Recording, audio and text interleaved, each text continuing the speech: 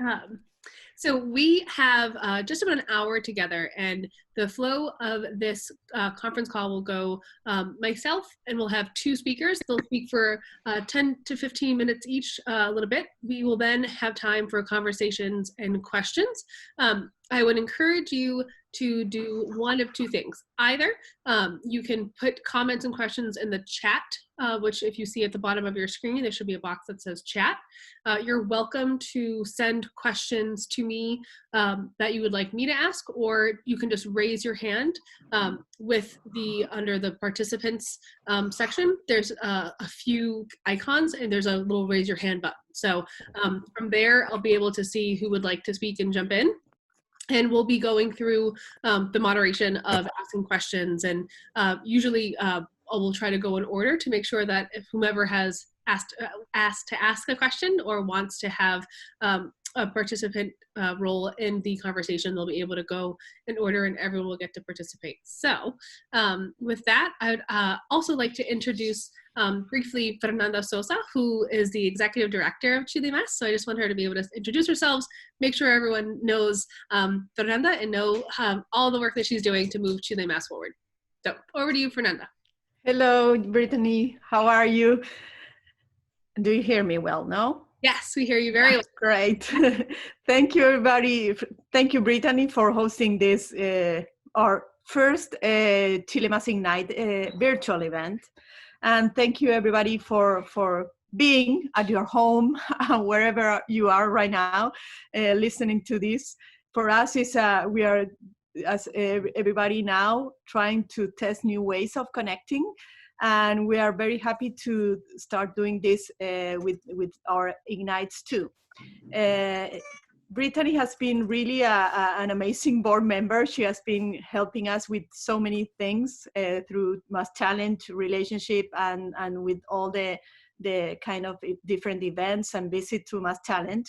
And now we in this event, we want to introduce you to these two amazing speakers. Maybe Brittany, you can introduce them, and hope that we can repeat this event in the next months and until this situation still is continuing like this, and hope everybody to feel that ChileMass is a really good way to reach Chile and Massachusetts in so many different ways. So remember us as a very good partner for you. Excellent. Thanks so much, Fernanda. So as she said, we are in unprecedented times where everyone's calling in probably from their houses. And I think we probably have representation from at least 2 countries, but who knows how many cities. So thank you all for taking time today to actually call into this. And we would love feedback. So if you have a topic you think that we should all discuss, if you have a comment on the process of this, please definitely let us know. So with that, I would like to introduce our speakers. So we have Dr. Diego Pinochet. He'll be presenting first, and he is an MIT and he conducts research that focuses on computational design and interactive fabrication methodologies. So that's AI, robotic fabrication, building information modeling, and interactive applications for creative purposes. The additional speaker is Dr. Onur Yusey-Gun. I apologize if I've pronounced any parts of your name incorrectly. And he has a master's in design and computation from MIT.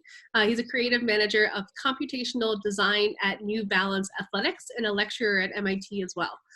As part of the New Balance Innovation Studio, he develops computational design workflows with a specific concentration of DFAM, Design for Additive Manufacturing.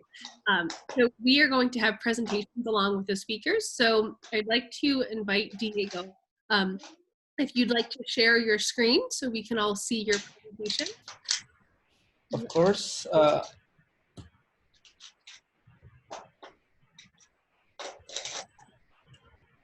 Okay. Amazing. So everyone, if you, I would encourage you to have the presentation up on your screens. And again, if you have thoughts or questions, you can add them to the chat. You can send them to either the whole group, so to everyone, or direct them right to the moderator, which is myself, and my name is Brittany if it's in the chat. So thank you, Diego. Okay, thank you very much for the invitation. Can you see my screen? Yes.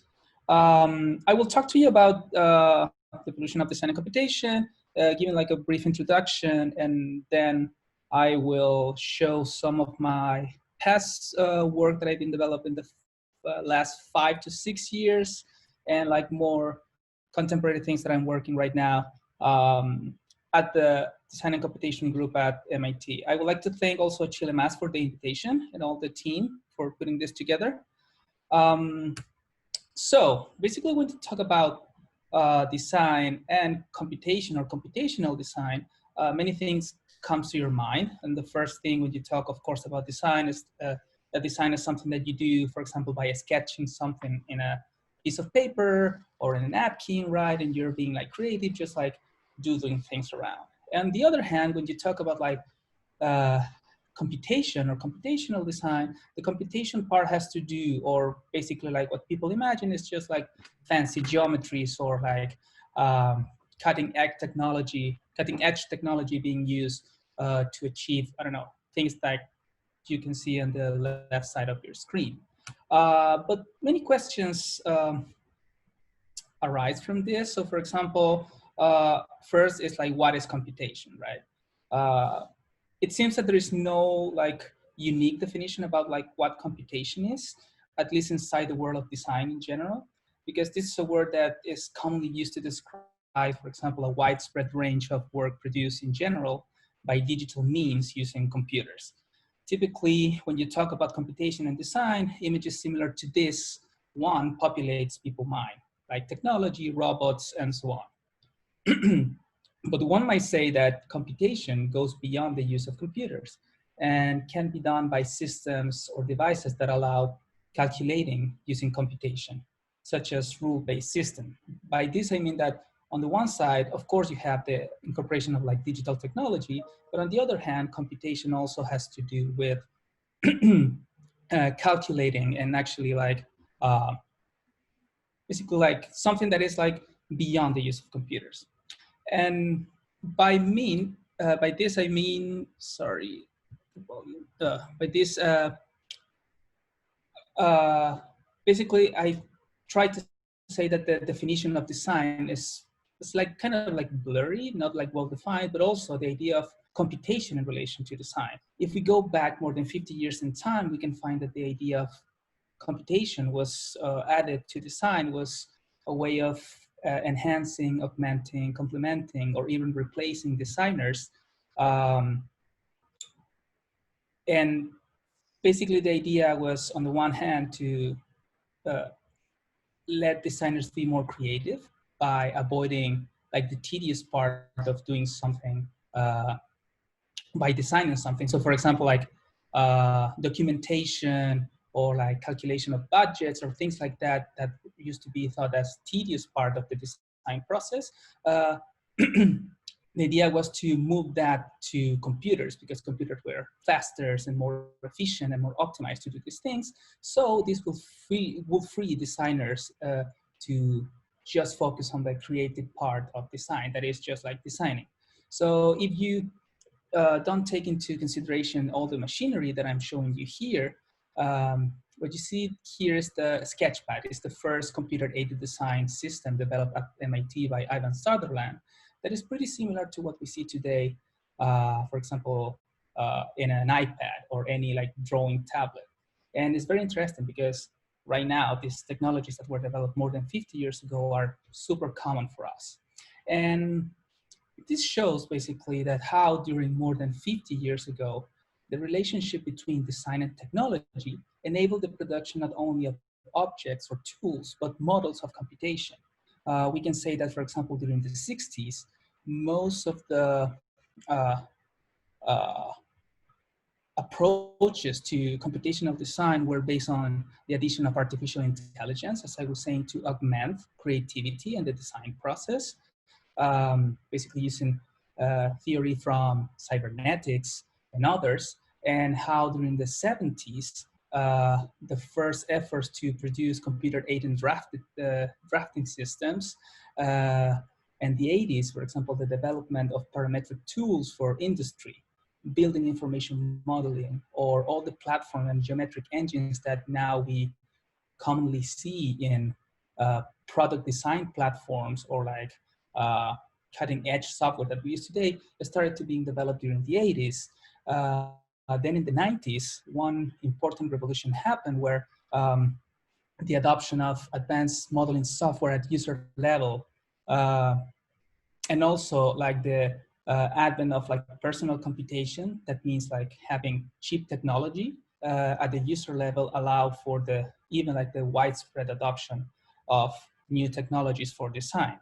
Also during the year 2000 or that decade, all the development of parametric tools, coding, how, for example, architects and designers approach to the world of programming to generate new workflows happen. And during the last decade, for example, simulations, advanced simulation enabled by the, again, like more computational power at the personal level, but also the access to digital fabrication machines, such as robots, for example, 3D printers, laser cutters, and others at a cheap cost, basically that anyone can have, that enable even like more development in the area of computational fabrication.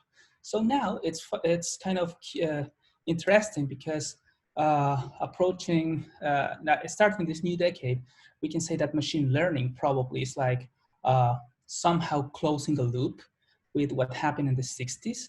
And now we can basically make reality something that didn't happen during the 60s because the lack of computational power, basically like slow computers or not fully developed techniques, to have computers that could actually perform better and help the design process.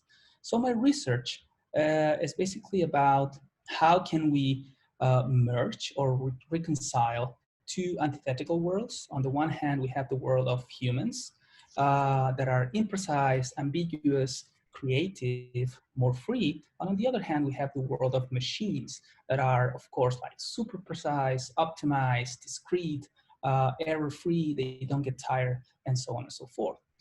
But now that we're at the gates of like enabling like new models of computational design in collaboration with machines, there's still a separation between what we create, ideating, and on the other hand, executing. That's something that was since the 60s. So by this, I mean that there are, in this transition from idea to object, when, for example, you do something, when you use computation in order to design something, you are going through a set of translations from what you think to, for example, what you draw, to what you 3D model, then what you translate to a code, and then you translate to a machine, for example, when you 3D print. You're always translating and also losing information, but at the same time, you're pausing the creative part of inventing things. So my research has been focused on trying to create these closed loop systems where you can basically ideate or create and make at the same time in a more fluid way. And by this, I created this project that is called Making Gestures. This was an interactive fabrication machine developed in the year 2015, part of my master thesis here at MIT. It was a digital fabrication machine, a 5-axis machine that was controlled by gestures, and it was programmed, embedded with machine learning algorithms in order to first adapt to every designer's movement, like the user movement, and also to detect and predict gestures in order to perform certain operations. So this is why I developed this system, as you can see, as a proof of concept of how can we collaborate with machines in order to design and make at the same time. As I was saying, adding different sensors, in this case, like depth cameras and 3D scanners, I was able to add, for example, nearest neighbors algorithms or this adaptive naive Bayes classifier in order to detect and predict different gestures and assign it to operations in order to control a machine using sensors such as Kinect for Windows is a depth sensor that gets like 3D data out of the world. I was able to implement this system not as a final production, let's say, system or digital fabrication system, but as a proof of concept of how, if we take into account that in the future, for example, many people talk about how robots will take over people's jobs. My opinion is that we're still far from that, like many, many decades. But right now, what we need probably is like a better integration. Like, how can we integrate the best of humans and people? So this is why I developed the system in order to try to prove that concept. Over the past few years, I've been developing new techniques and tools in order to enhance this project. This is one that looks for reducing the gap between the input of the user and the output of a machine. And this is a system that I created with a colleague from the building technology department, where you can train a machine learning model with thousands and thousands of 3D models in order to just input simple things, just a sketch, a simple sketch, for example, in this case, a chair. So you draw like different features, the shape of a chair, and then what you see on the right side of the screen, it just outputs a 3D model of your 2D sketch. So this is very interesting because this is a dialogue between a machine. I'm just inputting like a simple sketch, adding features, and in real time, the computer is interpreting this and is giving me basically a 3D model that could be used to, I don't know, 3D print, for example, or design in real time. At the same time, I've been working in a system where you can give the faculty of awareness or like perception to computers. In this case, this is a project that I developed with a colleague of the design and computation department, where we use this point cloud data that you get in real time in order to detect and extract features from the real world. So basically, this is giving the capacity of to computers, to machines, not only to see, but also to interpret their environment. So what you see here in the lower part of the screens are video feed where the computer is recognizing, for example, okay, this is a cup. But in the upper part of the screen, you're getting all the 3D information that is important in terms of the rigid transform, that is rotation and position of an object in real time in 3D, and also more data about like volume and things like that. So this is important because with this, you can tell precise location of objects to a computer in order to interact in the world. Also, in the area of interfaces, I've been working with mixed reality workflows, where you can basically add augmented reality, virtual reality together to generate like more interesting workflows for designers and to interact with machines. So this has been applied, and I'm finishing now in different projects. For example, this is a project that I developed with another colleague last semester, still a work in progress, on how can you use these closed loop systems, adding the capacity of perceiving to a robot, for example, and interacting to work, for example, with clay or concrete-like materials. This basically, and with this I'm finishing, today we have parametric design technologies, building information modeling, the proliferation of digital fabrication, machines, the advent of the maker movement with fab labs around the world, breakthroughs in machine learning and biology and so on. But now what we can see now that how computational design is bridging even more than ever, like many disciplines, to dialogue in a more fluid way. Thank you very much. Thank you, Diego. This was absolutely amazing. I'm overwhelmed. There's seems to be a lot of different practical applications and a lot of work that you're doing. Given the times that we're in, is your work or your research lending itself to any of the responses or potential future responses to the pandemic, whether it's on the medical device design and computational side, or companies that are being even more invested in being able to use smart design activities like what you're working on practically?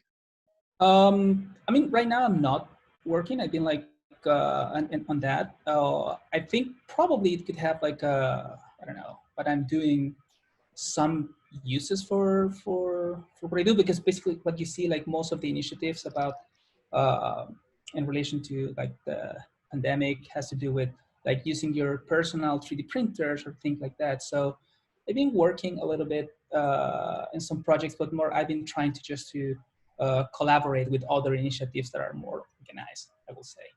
Yeah. Great. Do you have an example of one of those initiatives that you're working on?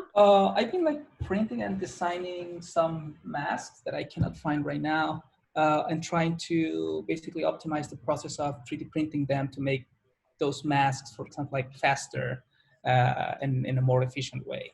Yeah, but I cannot find right now any in my desk. No, that's amazing.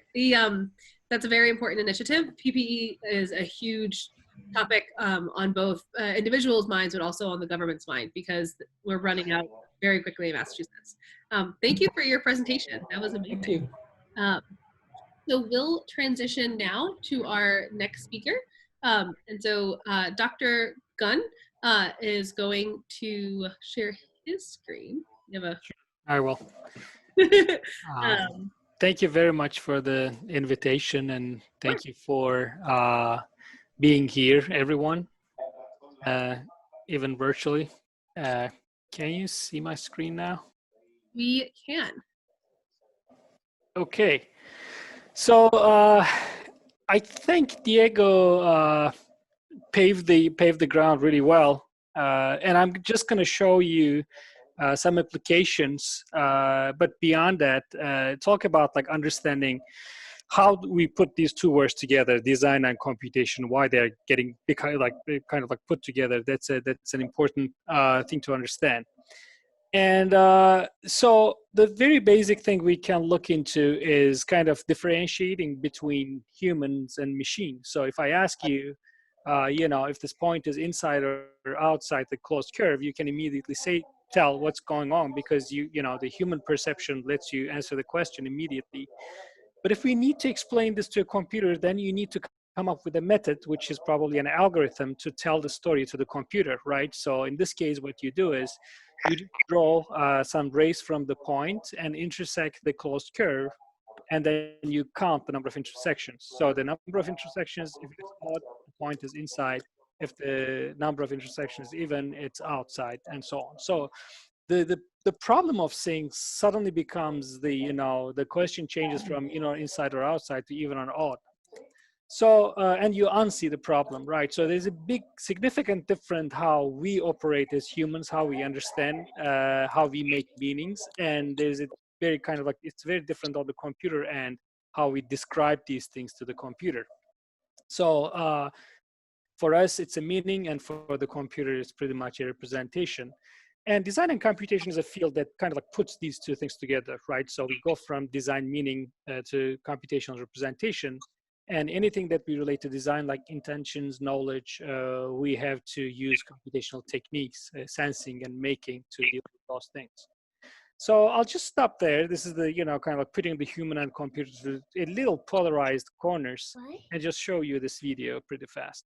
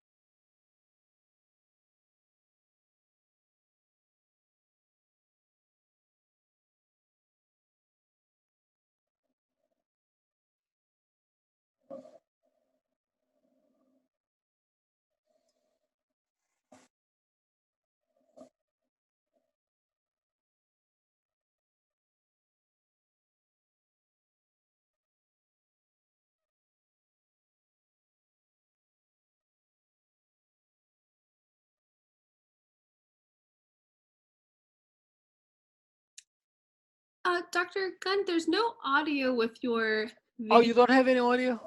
Oh, I wasn't sure if it was just me or coming in. No. I wish I knew before, because there's a lot of story behind this. Okay, good to know. I am not sure why that's really not happening. Maybe Let me try to share the, if we watch just the video on your computer. yeah, that's what I'm going to try. Sorry about that. Can you hear now? Can you hear now? We cannot. Okay. So let me talk about this. So what's happening is that we have a partnership with Formlabs, and I'm going to go through this story. So let me switch to that. I'm sorry that the sound didn't work. No worries at all. Okay. So let's keep going here. So you see the screen now?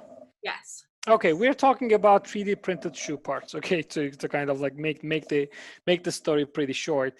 And what's happening here is that we, if you know about Formlabs, which is a 3D printing company, we partnered them up with them, and they developed this material, specific material, which is called rebound resin, that you can print with, and it's a foam replacement.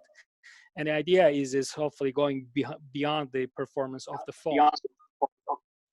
Okay, so and the background study of this is, everything starts with data. Just learning about how can we really kind of like replace the known materials and design techniques and manufacturing techniques, right? So we have to start with data and have an understanding of what it is. So data is essentially that these, usually comes with numbers or graphs, but it's a tool for describing. Those numbers don't necessarily exist, right? So it's our understanding, and we split the world into these numbers. So in this case, let's say we are looking at what happens under your feet, right? So we're measuring the pressure there, and it's giving us these discrete numbers. So in this domain, I can call the data is the thing that is found under your feet. And for each sort of data, each type of data, there's a way to collect it, right? So this thing is not coming from anywhere. Actually, we are looking at a point, we are looking at a location, and we are trying to kind of like, extract some numbers from there. And in this case, we have this insert, which is a sensor under your foot in the shoe, which helps us kind of like measure what's happening as you run. And each square you see in the screen now refers back to one single sensor, and then which collects this, kind of like the pressure values as your feet lands on the ground and you take off. And what do we do with that? Well, and this is really general, right? So I'm talking about footwear design, but it doesn't have to be. It can apply to building design or any sort of other design that we're kind of like talking about. Because eventually data or numbers, just this quantification is a way to split the world into parts. And then we kind of like work with it and put those parts together to make a new whole, right? So this is kind of like this two sides of the story. And whatever comes as data, we have a method to, let's say, scripts to parse them, process them. And then what we can do is we can map some forms onto those numbers, the data, which enables us to generate some interesting forms that we haven't seen before, right? So we call that as algorithmic design. These are the forms that, Diego was kind of like referring to in his presentation. But we shouldn't forget that this is always partial, right? We cannot kind of like attack all the problems, and we cannot attack, let's say, all the portions of the problem and solve it in a holistic way. We always attend to a portion of it and try to understand what's happening in this like minuscule world. And it's totally fine to have these unattended areas, because it's a more kind of like a realistic approach to solving problems, because probably whatever is not attended now will be solved later by using some other techniques. The other side of the story is that all this computing, making forms, rendering, and solid modeling, and so on and so forth, it's a lot of inspiration for designers, right? Because with the computing power now, we are able to generate the forms that we haven't before, and these are inspiring us in different ways that was not possible before too. And essentially, let's say, if you look at this, this is an alien form, and it's different than what we used to see as a shoe, and the parts are kind of start melding and merging together. So by using these techniques, what's happening is we are changing the descriptions of things. We're changing the way we understand things, right? So whatever we have to put together to make before, those parts are changing. The way we put things together is changing. So the description of the heel part, for instance, in this case, as you see, it says ANCAP. That is a part that consists of multiple parts. And now you can, let's say, algorithmically feed all the information into another part and just get one part which is driven by, let's say, computation. So the part description is changing tremendously. What I insist on is always remembering what this really means, right? Because the process may be interesting, and then the product might look interesting, but the perception and feeling is always important, right? So whatever we do on the digital side, we have to have a really kind of like good reason on the tangible side. So we cannot just justify saying that, okay, it looks good, it's interesting, it's new. It has to go beyond that. And we have to deal with stages of computing, blending, and distributing those forms to have a better understanding what we are trying to do.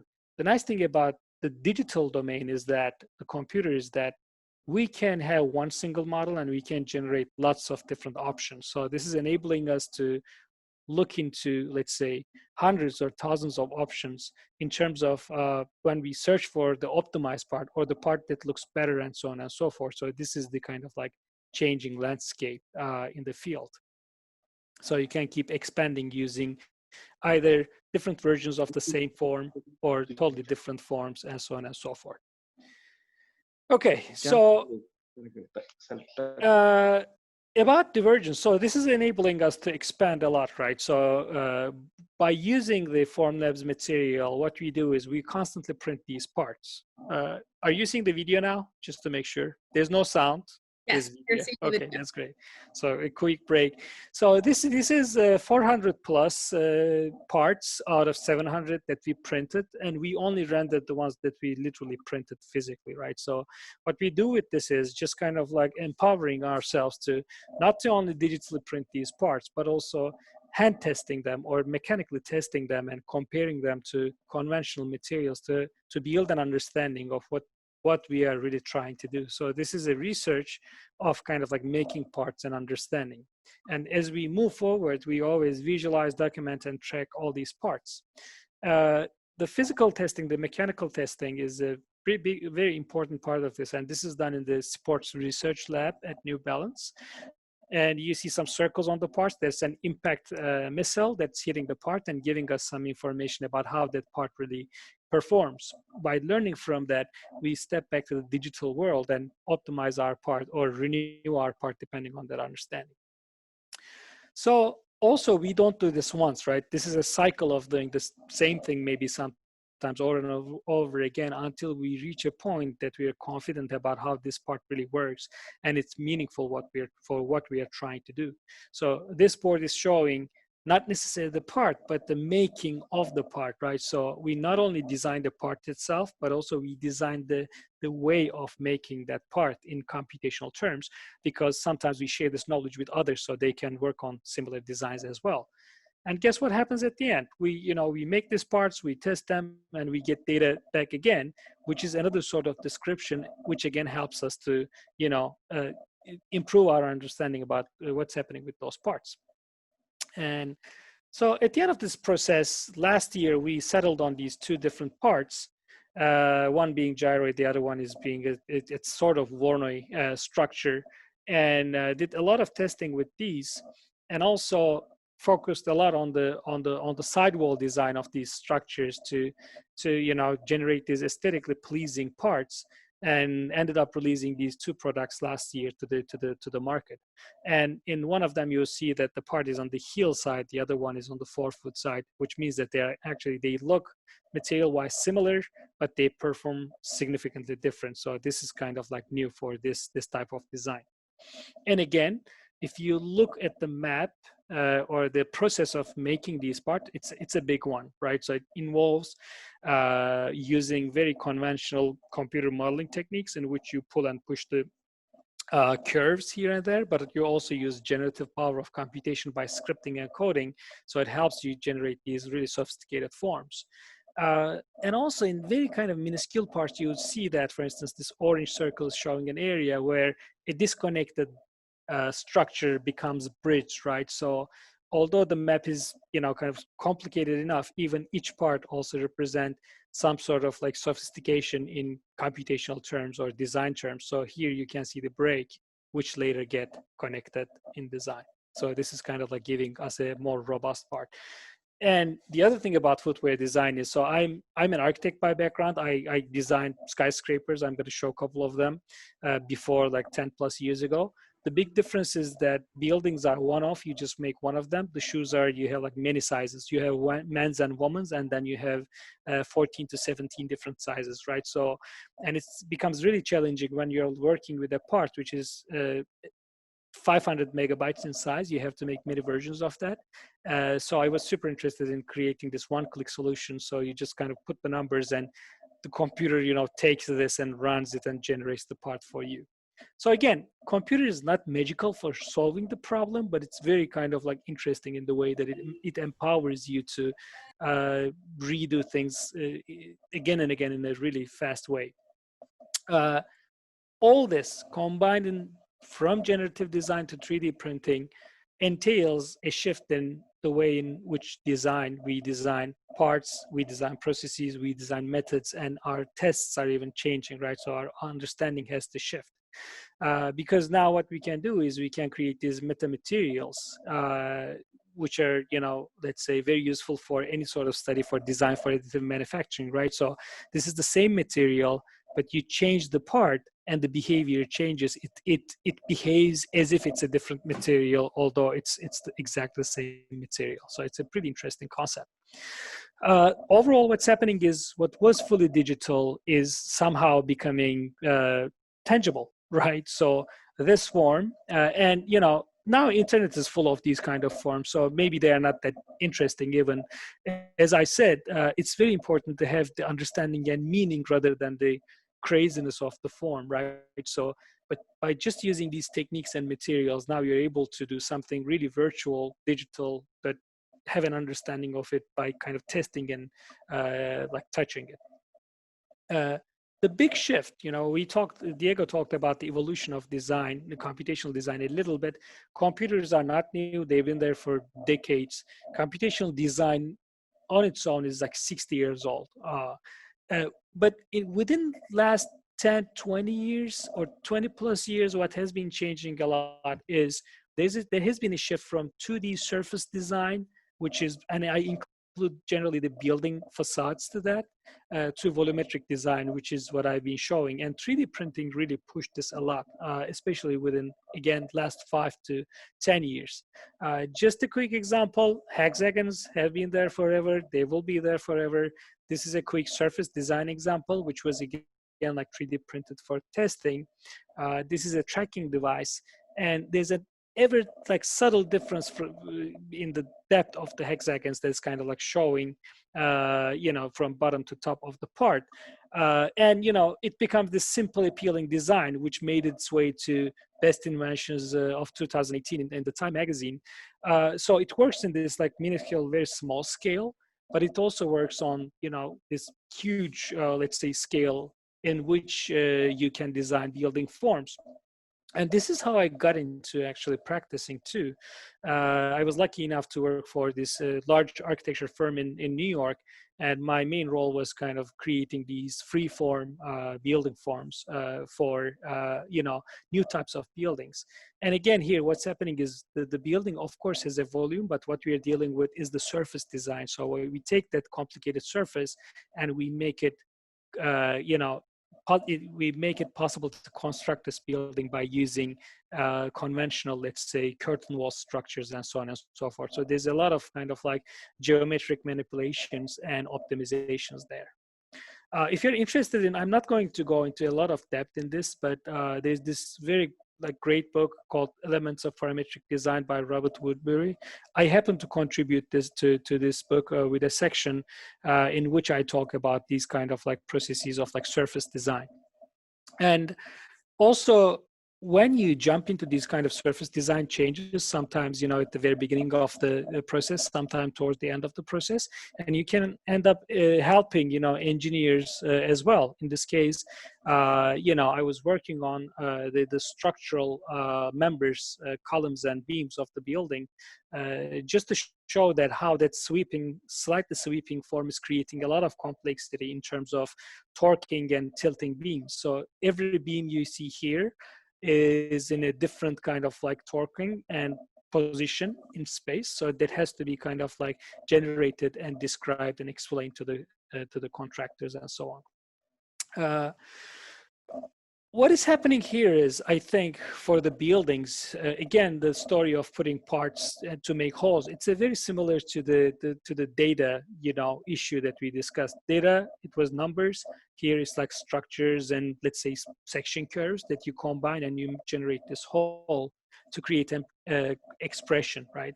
And that expression can be architectural, as you see here. So this is showing the configuration of the building as a structure. But it can be some sort of, let's say, the idea of the form. The interesting thing about the second part, the idea of the form, is usually a vision, right? So it's about, again, I'm stepping back to our discussion about seeing things and understanding and explaining them. And this part is not that easy. I'm almost done, a couple of more slides, just to kind of like explain what's going on here.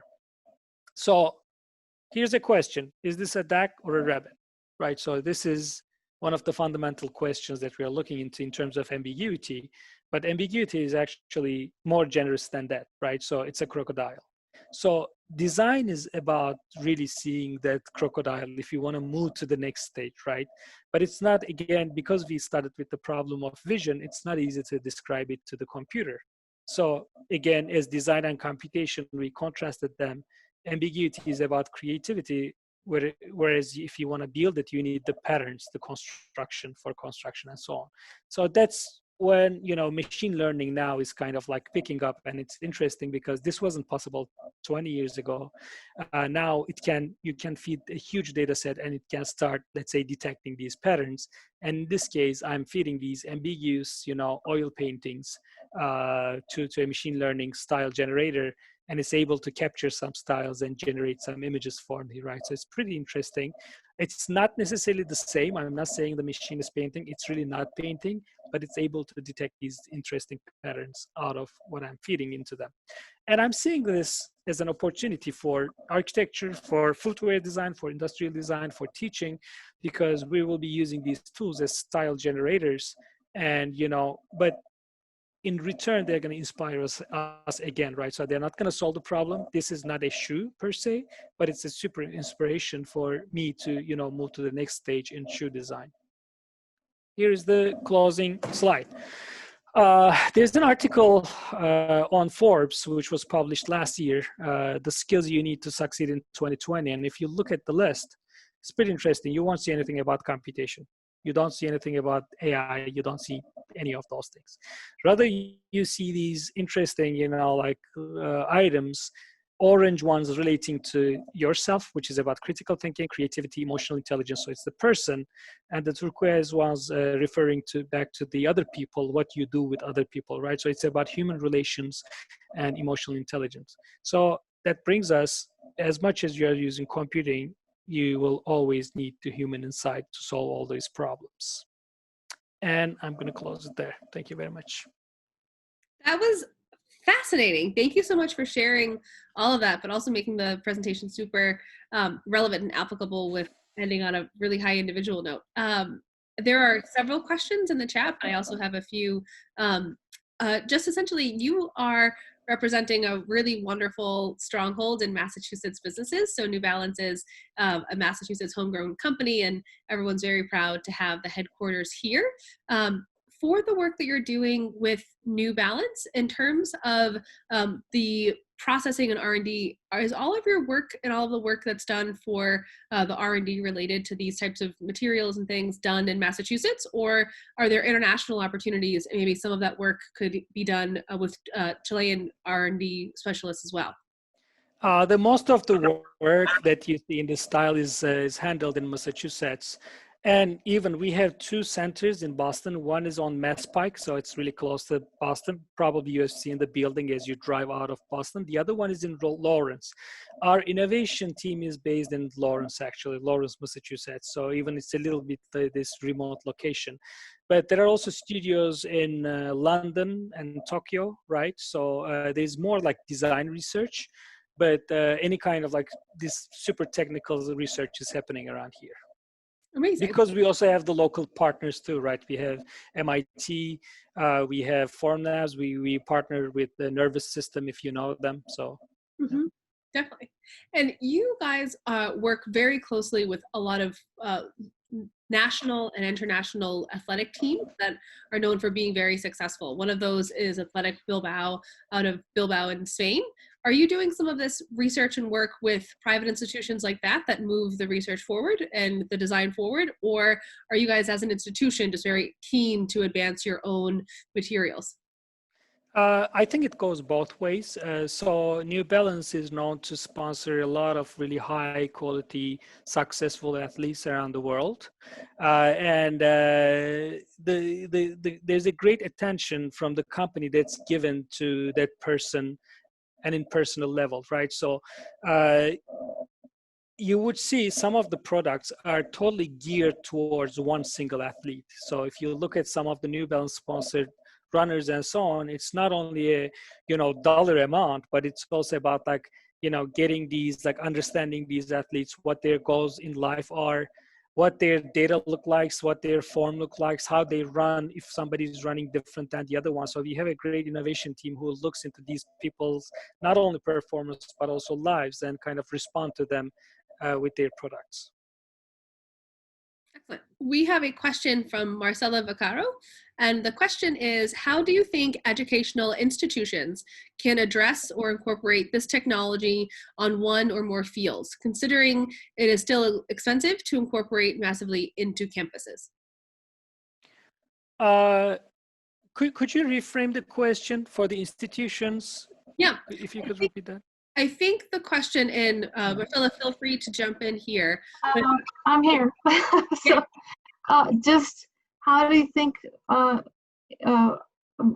come from a tech voc institution, so how, considering how much this brings into processes, how do educational institutions incorporate this kind of technology into different fields and not only into design, student programs or tech? Mm-hmm. Are we talking about cost here, just making it possible, or are we talking about the disciplines? Different disciplines. Okay. Yeah. So I think computation is being infused to almost all disciplines. That's my kind of like, view. Design is an interesting one because it's very visual and tangible, right? People can see that. We have been seeing these buildings around, like popping up. When a building, sophisticated building appears, everybody knows about it because we read on the news, we saw it in magazines and so on. But also, let's say, a field that I'm not, expert in is you have computational biology, right? So you have like medicine, you have, I'm trying to think, you have like automotive industry, you have visualization, animations, movie industry, and so on and so forth, right? So if there is a technical tendency in the institution, let's say MIT, right? So because I know it closely, you can see these understandings spreading across the disciplines, right? And also one interesting thing, just to kind of respond to that, the flip side of this story is that it's also enabling the people to collaborate. The people who were not able to collaborate in the past, they can now because the common ground is computing, right? So let's say an architect can collaborate with a biologist in a really kind of like tangible way because you can, let's say, have an algorithm that works for form generation, but at the same time, it's about protein folding, right? So that's pretty interesting. I would say, I think there are people, and if you want to do it in an institution, you need to reach out to the right people, right? So now, there are hubs in the world in which these cultures being kind of like taught to students, and those students eventually finish their school, and they have to go somewhere. So if you track these people, which I did too. I'm from Turkey. I went back to Istanbul. I taught there for 2 years, and I came back to US, right? So, and to an institution which is not necessarily that used to these kind of ideas. So that I think humans are like great resources for doing this. Excellent. So we have a question that's actually both for yourself and for you as well, Dr. Pinochet. So both design and computation and manufacturing view AI and machine learning as a way to close the gap between humans and machines. How can the work you both are doing help solve the problems manufacturing is seeing, namely growing the skill sets of workers and the loss of tribal knowledge as a baby boomer generation retires? So actually we'll start with yourself, Dr. Pinochet, and then Dr. Gunn. Oh, it's a complex question, but I think if I understood the question correctly, I think now the efforts should be given where we are now in terms of like the complexity of the systems that we are using. One interesting thing to me about, for example, the perspective of designers in relation to these technologies is that somehow, I don't know, it's because like our formation, like in terms of like our background as an architect or thinking in a different way, probably like outside like strong like structures, for example, of application of knowledge, is that to me a way to bridge, or for example, to use these complex technologies and make them accessible to people, will be like trying to, for example, like reduce that complexity in the application. So for example, in my research, what I show is that I try to always use the technologies that I'm not producing, but I'm using them in a more, let's say, innovative way. I didn't develop, for example, like any of the algorithms. Basically, that is the work of a computer scientist. I don't want to be a computer scientist, but I'm interested in what they produce, because I think it's a good way to taking my work, for example, or other people's work to the next level. So in that regard, I think that my background as an architect, as a designer, allowed me to take that and use it from another perspective. So if we can, for example, use that same mindset, let's say, how can we bring this to people, let's say to workers, so they can interact with machines, for example, in the future at a construction place. I think the key is like how basically to make everything like more transparent or seamless, let's say. I don't know. I like your approach. It's a very decentralized approach as an individual. That's awesome. Moving on to Dr. Gunn, same question. So kind of the crux of it is using this to solve problems that manufacturing is seeing with the evolution of the workforce and baby boomers retiring. I think this is a good one. So interestingly, this is already changing the workforce somehow, right? So we have, again, New Balance has multiple factories, plants around Massachusetts, 7 of them. And we have a little 3D printing farm in Lawrence. And while manufacturing, and these shoes were manufactured here, right? So they were like the 3D printed part. So we ended up having a kind of like a, people working on the plant, small plant with different skill sets. And so this is one, right? So intuition and skills are still there because somebody has to do a lot of things with those parts. It's not fully automated, and I don't think it's going to get fully automated anytime soon. So just to give that. One thing about machine learning is that we are in the process of understanding what sort of things we can do and use like as database, right? So machine learning is, again, something that finds patterns. To find useful patterns, you need to have a lot of clean data, and we don't have that yet, right? Either we have a lot of it, there's too much noise, it takes a long time to find the clean portion, or we have a very clean data, but it's too small to see the patterns, right? So this is gonna take a while. And overall, what's gonna happen is that any problem in a manufacturing too, that you can define in a very clear way, quantify in a very clear way with no doubt, you will be able to solve these problems with automated systems. Any problem that needs intuition, that needs kind of like handling the situation on a moment, you will always kind of like need humans for a long while at least, right? So that's the way. And this is going to kind of like give the person who is working in manufacturing to, you know, do some other thing. I don't know what's going to happen exactly, but it's going to, in our lives, all of us, we will have some other time that we will figure out what to do. And this is very natural. Don't be don't be scared, because this happened in the industry when the industrial age arrived, right? So everything was done by hand. And then, you know, you got the bands moving for you instead of you pushing the, you know, in the production line, and you had thought extra 5 minutes and everybody was fine. So that's going to happen again, pretty much. Excellent. Thank you for your answer. So as we close, I want to be respectful of everyone's time. So we're just almost at 5 o'clock, but Dr. Pinochet, you did answer one of Fernando's questions in the chat. Do you just want to give a quick high-level summary of what your response was? Yeah, one of the questions was about what do you think about Chilean talent? Do you think that Chileans have an opportunity to develop computational design at a high level?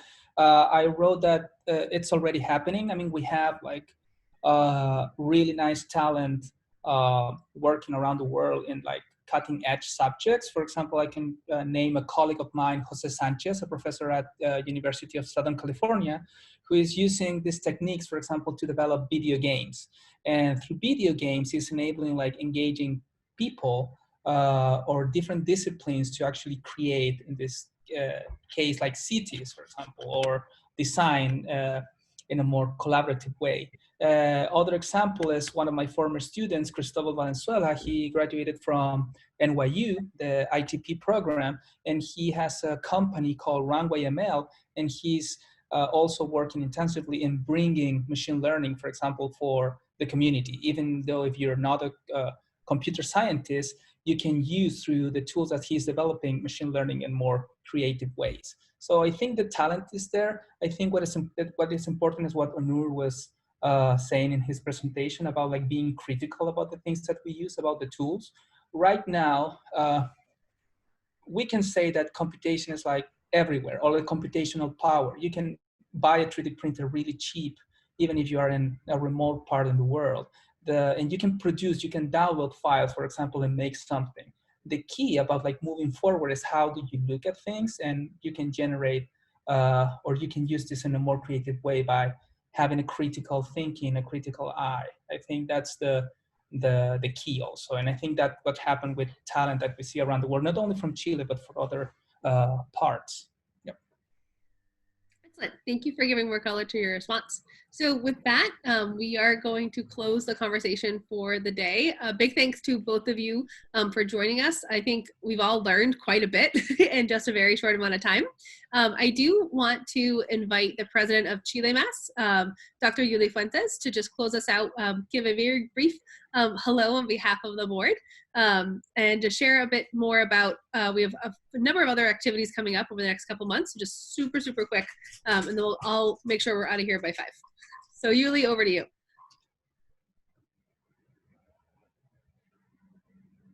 Yuli, you're on mute. You're on mute. Oh, thank you. Yes, sorry. I just want to thank everyone. I see a lot of familiar faces, people who has been supporting ChileMass from day one, people who joined from different cities. I'm excited to keep doing this. I think this new world has forced us to use technology to connect Chile and Massachusetts. Diego and Honor are kind of two amazing representatives of the two ecosystems. I think I know Honor has visited Chile, so he didn't tell us that secret, which is amazing because I want to see more. I worked there actually.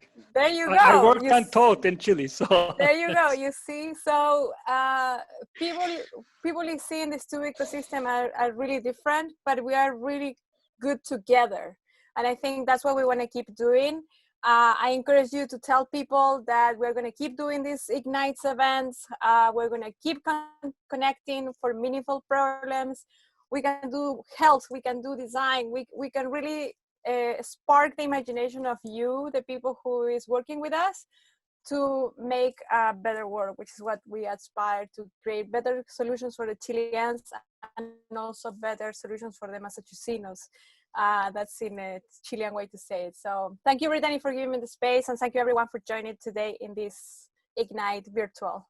Excellent. Well, thank you all again for joining. So again, my name is Brittany McDonough. I'm on the ChileMass board. I work with Mass Challenge and startups, and I think we'll see more startup activity as in a response to this pandemic. So excited to hopefully maybe work with you guys on some responses to some things too. So with that, if you have any